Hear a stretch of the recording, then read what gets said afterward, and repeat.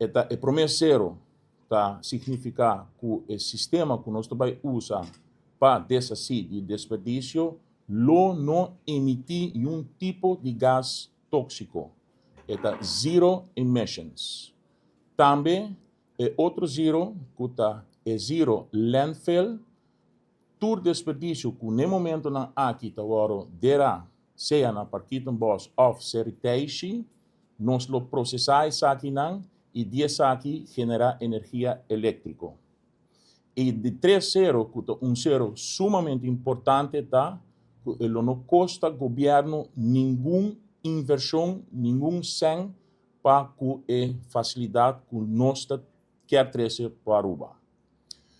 Dus é algo sumamente para manejo de desperdício, é dream come true. De meu momento, me provisa que nós não podemos fazer sem tecnologia, e a tecnologia aqui é companhia Beicat está trazendo.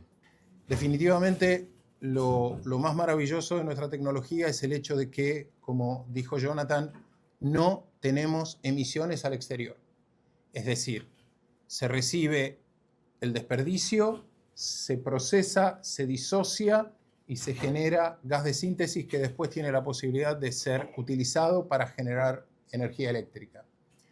De ninguna manera se emite absolutamente ningún humo hacia la atmósfera. Es decir, que podemos garantizar que cumplimos con las normas más exigentes de la Unión Europea.